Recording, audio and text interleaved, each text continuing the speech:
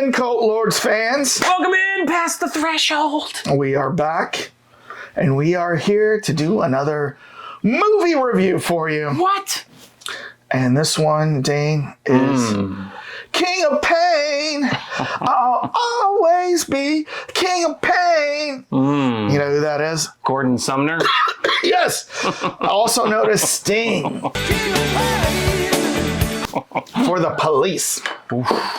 The Popo? Yeah. Or it could be, I'm the king of wishful thinking. Who's that? That's the one-hit wonder from the 80s, Go West. I remember the tune, but Yeah. I did not know that. So 80s, West. isn't it? So 80s. Well, you know what, Dane? Jaunty 80s. I Yes? got a little tickle in my throat. I'm thinking I need something to drink. Oh. Usually I don't call out for a drink right now, but let's see what. All right, what are we drinking? So in honor of King of Killers, we're drinking a Japanese blend, Suntory, Irish, Scotch, American, Canadian, Japanese whiskeys. The Suntory blenders go out in their own local distilleries in all those locations and come up with the final blend, the AO. It's kind of a cool bottle. It's got kind of a odd angle to it and everything like that. All right. Throw that over there and I'll wet your whistle. Yes, please. I'm a little parched here. All right, there you go. All right. Down the hatch. Got some. You smell some woody vanilla notes. It's supposed to be silky smooth on the tongue, and then you have like a little bit of a cinnamon spice. Well, one of my favorite whiskeys is from this Suntory whiskey. I brought it in before. I think it was one of the very first ones we ever did. No. We had that Japanese Might be whiskey. over there. No, I think I took it home afterwards. Oh, so okay. we drank about half the bottle. All right. Well, I needed that. So if I haven't said it, because I started coughing there, the movie we are reviewing is The King of Killers. Ugh. And this stars amazing. The impeccable Frank Grillo. The impeccable. And then And a couple of vieux Montpolt's French guys. you mean Georges St-Pierre, Georges St-Pierre. MMA fighter. Yes. And then there's Alain Moussi, Alain Moussi. plays Marcus Garan. And then Kevin Grevio. Kevin Grevio. It doesn't sound too French to me. Robert Kevin Grovo. Kevin Grevio. I wonder if he's talking like this the whole time. Gonna give me some of those big old fighting gloves. Yeah. You thought I was going there, didn't you? Oh, yeah. You never mess around with the big old fighting gloves. All right. Bam, bam, bam, And then bam, there's bam, bam, Marie Avramopoulos. That's great, though. Yes, Agripoulos. Yes. She kind of looks like in this picture a little bit like Marie Presley. She was in like that the 1100. That was kind of like her big thing. The 1100. Wasn't that where all the kids fell to earth? Oh, that was just like the 100. Oh, the wasn't it? 100 or something? Yeah, then there was another show called The 1100 where they went missing for a while and then they came back. Oh, so the one that I'm thinking of is the same girl from Fear the Walking Dead. She was in that too. Oh. Where they all had painted eyes and everything. You know who I'm talking about? Lisa, Melissa. Oh, no. The daughter who's got like a character. That's a different girl. That's not her. No, that's not her, but she was on the same show. Oh, yeah. Okay. 100, it sounds like. Yeah, that's Alicia something. Yes, Alicia something. Yes.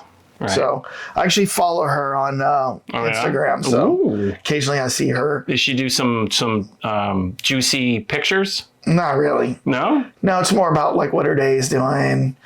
Oh, here's the charcuterie board we just ordered. Sounds like us. That sounds like a good program. All right. Well, so we're going to do King of Killers. We've got our drink. So there's one thing that I must do. Uh-oh. If If you have not seen The King of Killers and you want to see this movie, we are going into spoiler alerts here. Heavy spoilers. If you don't want to know what happened, hit the pause button. Go rent the movie or buy the movie on Blu-ray. Yeah. in a DVD cover. It's a Blu-ray. It's horrible. And is this just DVD? No, it's Blu-ray. Oh, is Blu-ray in here too? And DVD, yeah. Oh. So, yeah. Well, that seems cheap. DVD, Blu-ray, and digital. That seems cheap. Yeah, but they don't put them in the Blu-ray covers. They're putting it in a DVD cover. And so when you've got a library where you've set up the shelves to hold Blu-rays and you get a DVD that's like not fitting, pisses me off. Shame! Blu-ray production company. Who's it, Shame? Industry of putting this out. Lionsgate video. Lionsgate. Come on, man. Man. Don't skimp. I had to whip out the shame bell pretty quickly here. Yeah. All right. So let's talk about this movie. Yeah, this movie. But we need some. Before we get into our review and our grades, we always like to know what the populace thinks of it. What the general public, the general pop, the legions, Gen Pop. Gen Pop. Yeah. So let's see what they think. Tomatoes Rotten. Going to the Rotten Tomatoes now. Dean. Yes. I want you to tell the truth. You haven't seen these yet. No, I have not.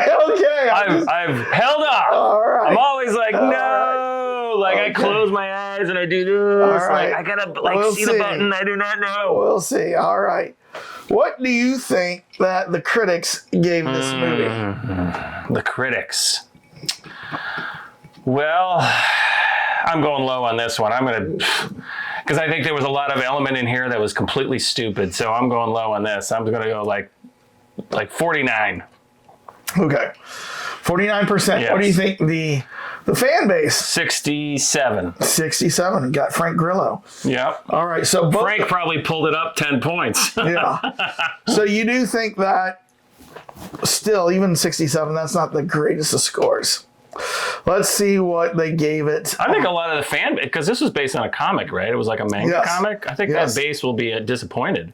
You know, I mean, we've seen this happen before with certain things. So the critics gave this a 20%. Oh, man, I should have went lower. Yes. God. You said 49. That's probably the lowest. That's the lowest I've ever gone. And they went double down. That might be one of the lowest that we've ever seen. 29. Oh, my God. Yeah. Frank, you should be ashamed of yourself. For I mean, it's not as bad as like Ballistic Eck versus Sever. Do you know that movie? I've heard of it, but who is that? It's called Ballistic Eck versus Sever. That's Antonio Banderas. Oh. And then what was her name? What's the Asian girl in Maggie Q? No, in Charlie's Angels. Oh. Yeah, she was also in Kill Bill. Yes. Oh gosh, it's at the top of my head. I can't think of it, but I know who you're talking about. Lucy Liu. Yeah. Lucy Liu. So both of them are in that movie. I think it has a 0% Rotten Tomato score. 0%. I sure hope they can sleep with themselves in comfort at night. Yeah, if you want to see a bad movie with good actresses and actors, Ballistic Eck versus Sever. They must have gotten some good money for that. Yeah, all right. Or they knew the guy begged them to do it, which might have happened here too, right? I don't know. So yeah, now we've seen what the general pop thinks about this. We got to see what we think about it. Right. So I haven't seen your score. You haven't seen my score. Need Larry. Larry's brought the numbers in, right? Larry from our accounting firm, Deloitte and Douche. Ooh, thank you. Yes, Deloitte and Douche.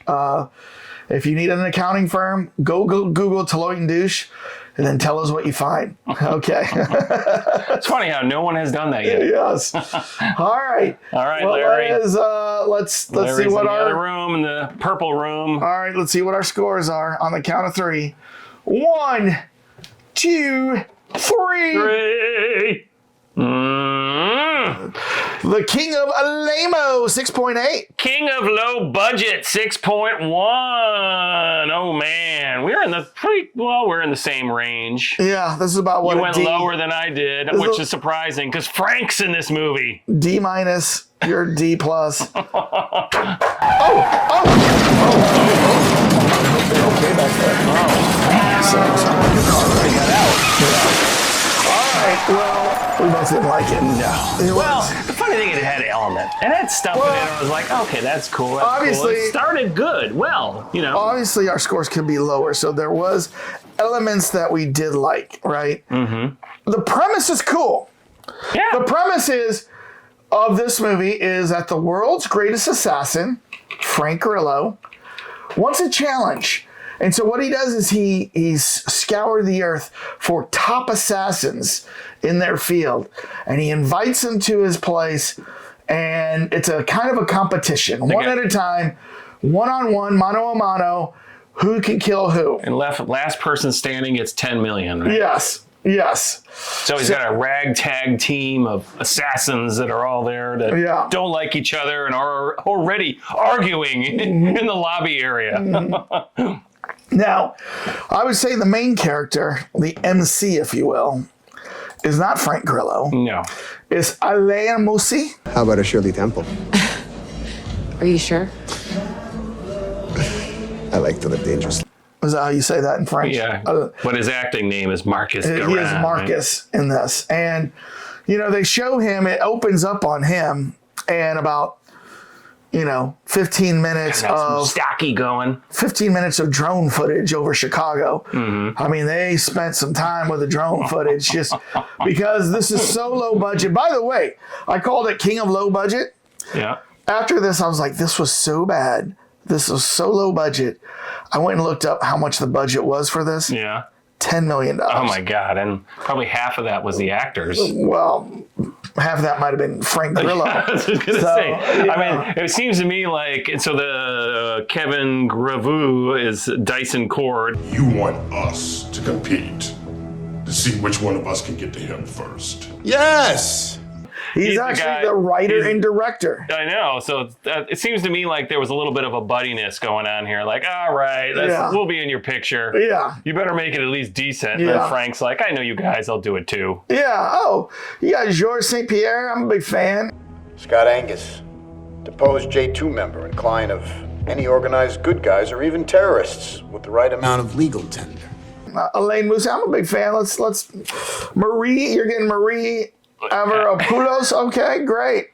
Asha Khanna, MI6 operative for the past 15 years. Could have any agency position she wanted, but got tired of the rat race. Maybe that's his revealed something that Grillo's a big MMA fan. No, I don't know. He's like, I want to be in this movie with now the one two person, French guys. the one person we haven't mentioned that's in this movie, Yeah. Steven Dorff. Oh, that's right. Jorg Dracos. What? You're kidding. How do they even know where he is? Nobody's ever seen his face. You sure you want a piece of that? That's right. He has about 2 minutes of total screen time. Which in this surprised, well, I watched it before you, but I was like, what? I mean, there's no, he's never in the trailer. Yeah. Because we reviewed this trailer, didn't we? Yeah, we did. He doesn't make an appearance. I don't know. I think he is in the trailer. Oh, I don't remember that. But when he shows up, I'm like, what? Dorff is in this? Yeah. He's going to get his blue E6 out. Hey, what are you doing, America?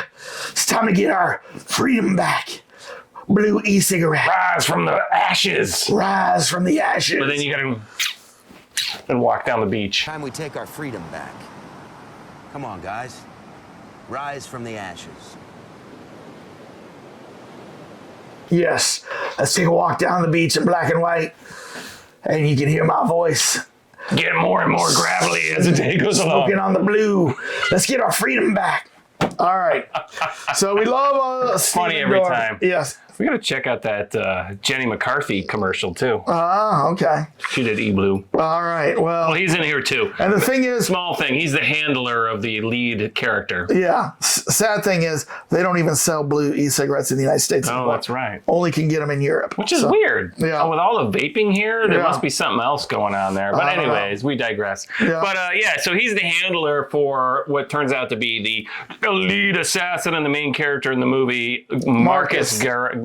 Just say Marcus. Yeah, just Marcus. Yeah, and he's Dorff is giving him his, the movie starts with his getting this special assignment. Yeah, but then they spend about 10 minutes trying to build the love story between Marcus and his wife.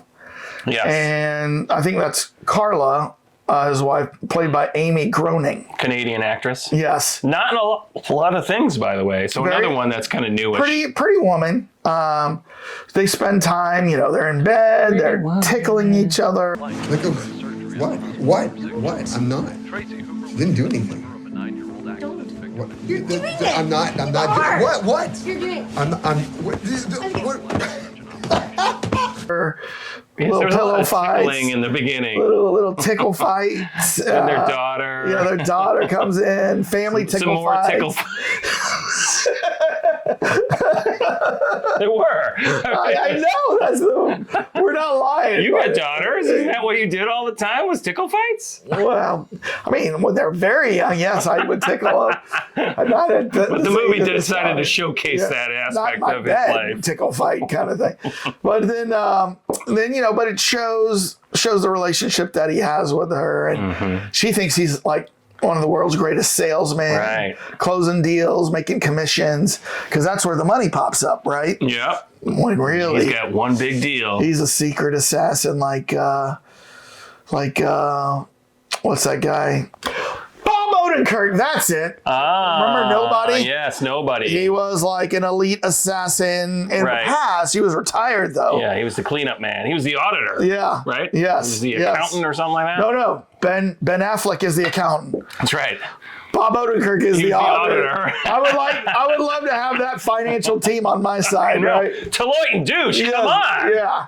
So anyways, but yeah, he's keeping the secret from his family, and Right.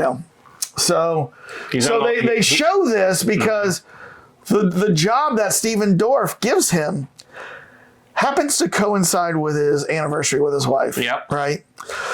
And you keep thinking, like, is he going to And tell he's his like, wife, no problem, yeah. I can't make it that night, or hey, can we let's do this a little bit later, or whatever. This guy but can no, multitask. he just says, dress up.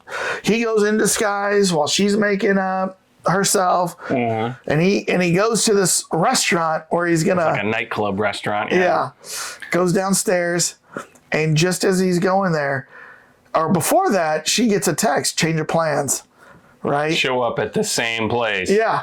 And you're like, what the hell? Why would he do that? I know. I was like, man, this guy's good. He's just going to take these people down and then go and have dinner with his wife? Yeah.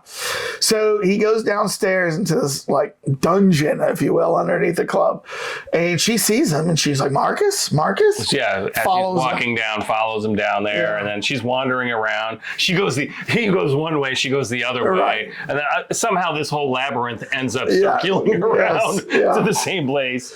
And then he ends up taken out, right? Like 10 guys. 10 room, guys, right? and then he's in a room with the door shut. Yeah. He's facing the back to the door, and then guys like, bah, bah, bah, bah, bah, bah. And somehow they miss him because he. And then all of a sudden he's like hear, John Wick. Marcus! Yeah. And He takes everybody out first, and he's huffing and puffing. And there were 3 like slug shots to the door in perfect succession that the guy missed.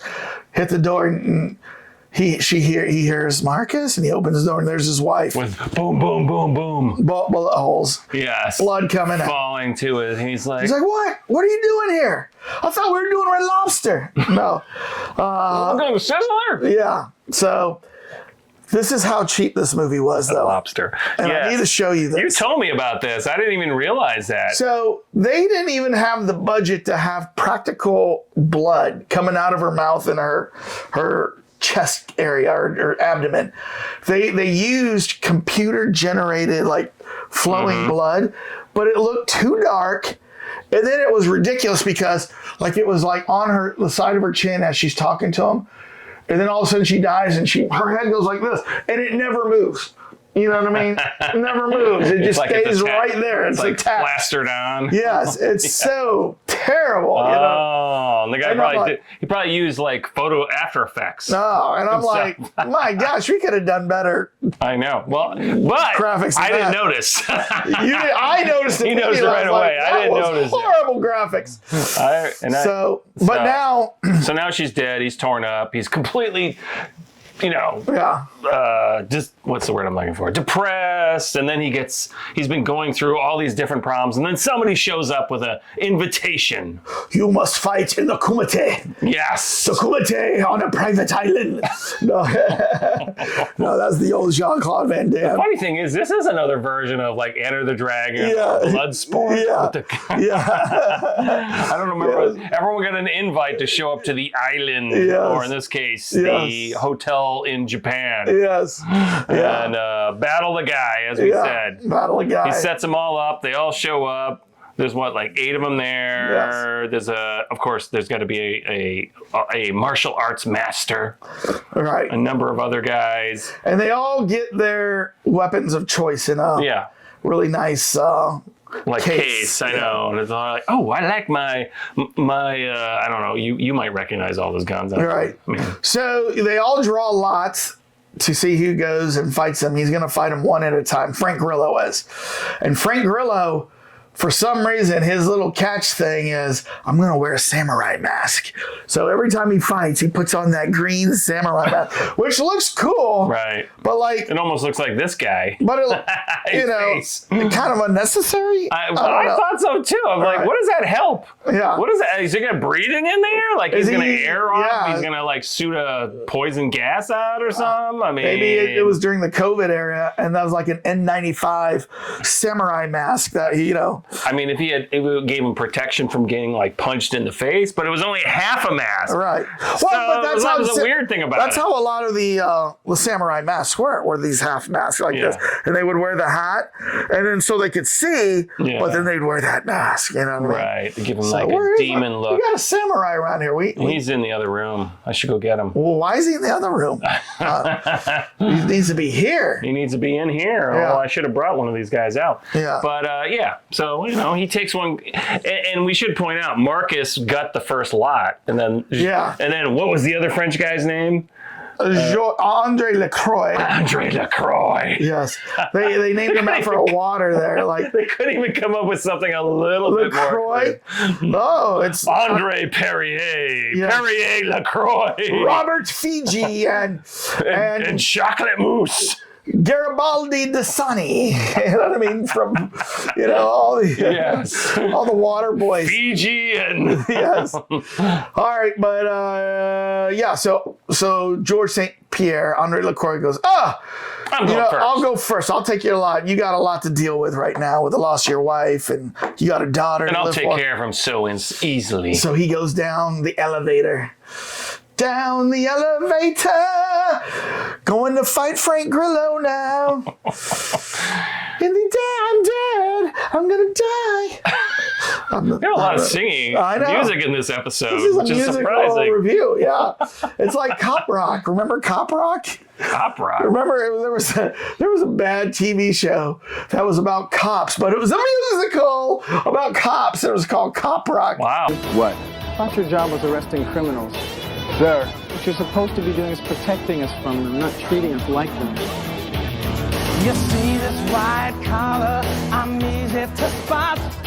I'm into the powder, but I don't do a lot. It's not like I'm homeless or strung out on crack.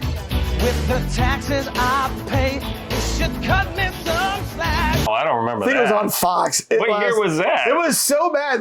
They had taped like a whole season of it, and they canceled it after like 3 episodes. They didn't even show the rest of the thing. So probably a cult classic now, Cop Rock. No, I never heard that. So he gets killed. Mr. Pierre gets killed, and then the rest of them are like, we better make this serious and call him out on his BS because he's manipulating the whole thing. Well, it's like his hotel or something, right? He's got it set up with all these booby traps. He's got the basement set up like where he knows where everything is and where he can slip in and out of things. And they're all impressed with his gun work. Yeah. It's like psh, psh, psh, psh, psh, where he can he's got cartridges on the side. You can just pop them in. He reminded me a little bit of Johnny Ringo from Tombstone.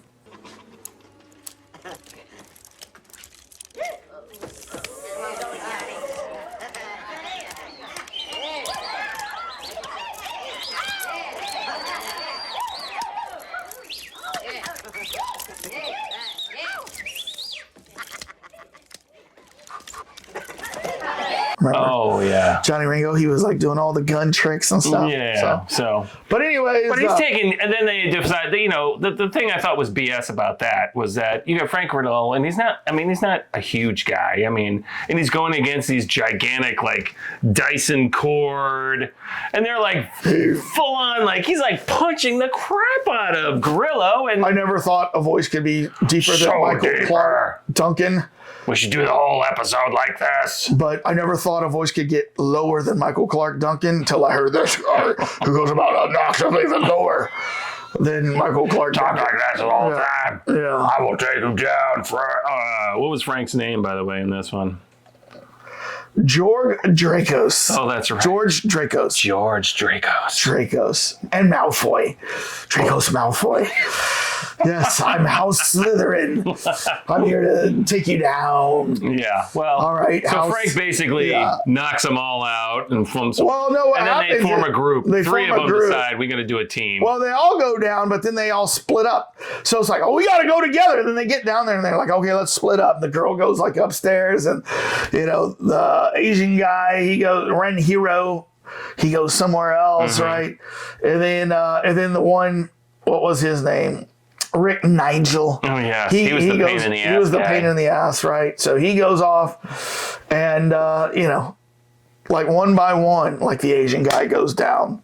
The lady up the that was a cool knife fight. Yeah, the lady upstairs gets her head bashed into like the door jamb or something, right? No, he kicks her down the stairs and it breaks her neck against the wall. Well, during the fight, he does take her head to the door jamb a couple times. A couple of it.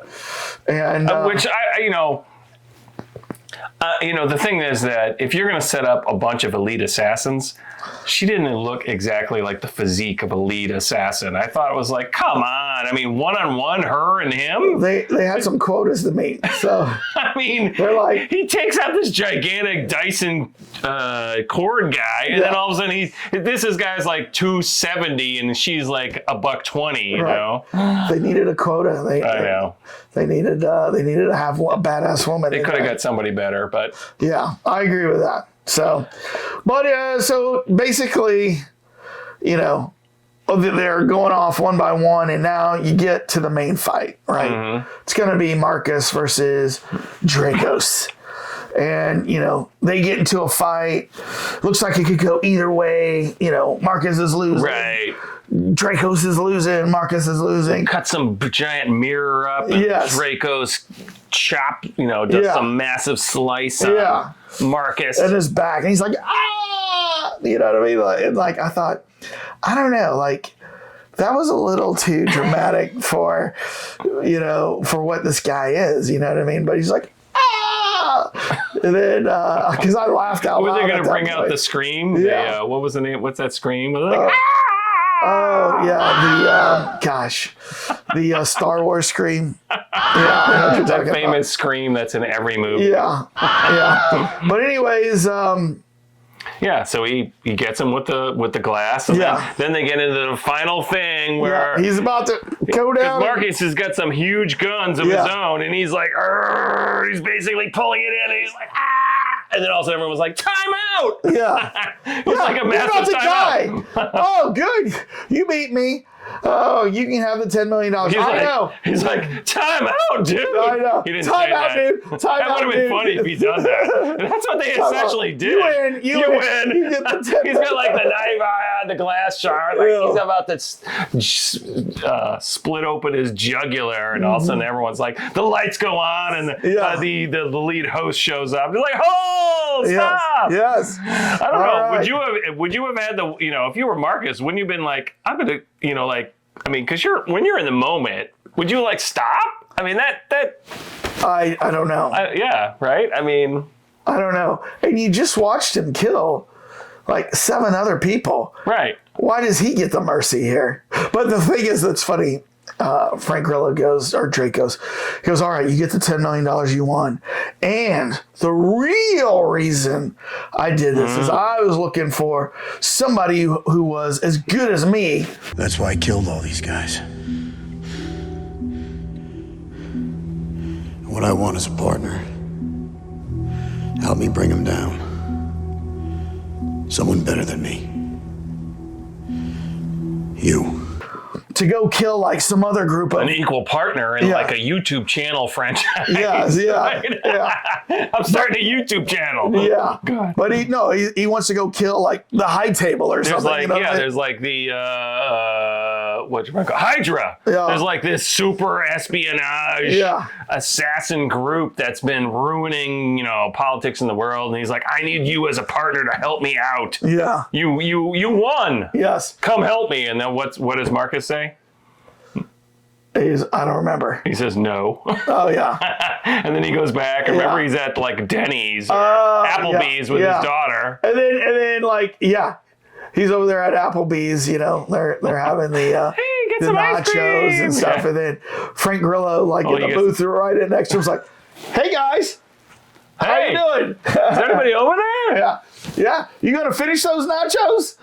Because if not, I will. And That was such a weird scene. It was, yeah. I mean, if you're like an assassin guy, you're that important, and you're sitting like 3 booths down, you get up and like kind of walk over. Why would you do this? Yeah, I know.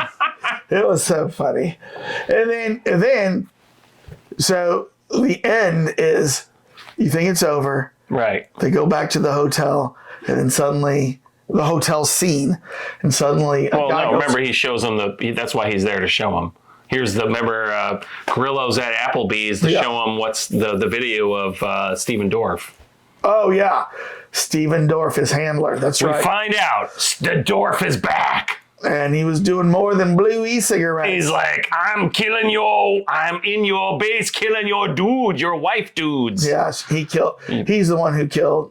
Right. They show a really quick shot of him like run out, go boom, boom, boom, and then take off. And his wife's like, and then the door opens. Like, the timing of that alone was complete BS. There's no way. So low budget. I mean, it's just, most of the budget was, on drone shots and the hotel that they were in, because I think that was like a big thing. You know what I mean? Mm-hmm. But, whatever that was. It was more like an office building that they converted. In Chicago, yes. They just got a bunch of Asian people to hang out in the lobby. Yeah, but it's. But the end after that, he says, "Oh, Steven Dorff is part of that group that I want to go kill. You in now?" And he's like, "Yes, I'm in now." I'm in now. But then the end shot was they go back to that hotel, and then one of the assassins. The first one, Georges St-Pierre, goes, huh? Oh, and one more thing.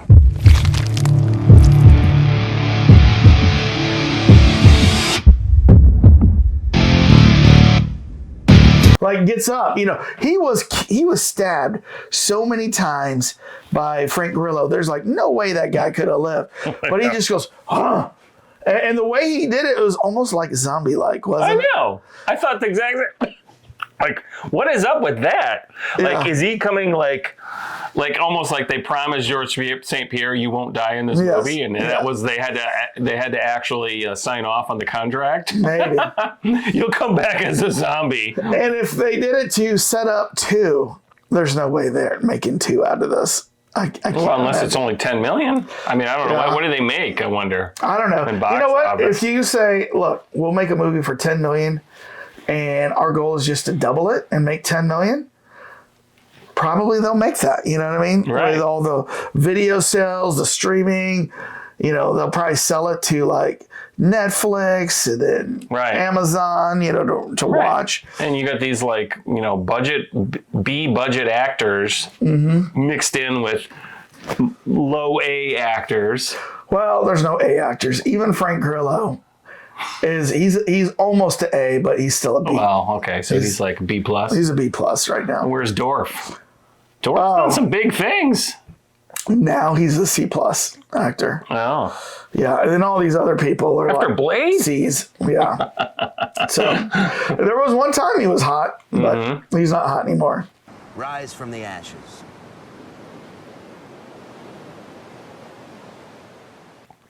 So. Must have been the movie sucked, and but I laughed. Did you laugh? Shame! shouldn't have been made. I don't know. I feel like I could have written a better movie, but here's the deal. Was I laughing at a lot of the stuff in here? I mean, I was more like, what? Yeah. Like the timing or whatever. Laughing. You were laughing. Yeah. But here's the thing. Ridiculous. I feel like I could have written a better movie, but here's the thing. Right. Now you give me $10 million to budget. Mm-hmm. Can I make a better movie? That might be hard to do because that limits who you get to act. Yeah. And I'm the better quality actor. Like if this had, Matt Damon, Jason Statham, who else would be a good actor in this? George Clooney as maybe you put in like better actors, suddenly you're going to increase, the believability of this. Now, you get more money, you have better props, you have better locations. Right. And to your point, I mean, this very easily could have been completely fulfilled by an Asian cast, which I think this came from an Asian manga comic or something, right? Like they didn't have to make this an international I don't know if this is a manga comic. I thought it's based on some comic. Just because there's an element of Japan and everything in here, and I kind of thought it came from there. Yeah, I don't think so. But it's, but yeah, I mean, if they had done, if you had 20 million, yeah, they could have been better. Yeah. But I think it's based on it's King of Killers comic. I thought there was, yeah. So maybe it was just the guys, maybe it would be interesting if the guy who actually wrote the screenplay is tied to the comic somehow. I don't know. Oh, well. Oh, well. I'd like to hear, if you have seen this movie, I'd like to hear what you think of it. Tell us what you think. Go down and hit the subscribe button. Smack it with your especially if you're new to the channel. Yeah. Or if you're not new to the channel, if you just come, watch our shows, and then don't subscribe, because, Dane, like 80%, like 85% of our audience are not subscribers. What? So we got to change that. We hit that button. And then tell us down in the comments what you thought of this movie. Was this something that you enjoyed? Did you appreciate this movie more than maybe we did? Are you hoping for a part 2 to this? Let us know down in the comments. We'd be interested in hearing. And Dane, why don't you killer us out of here? Well, whip out my samurai swords and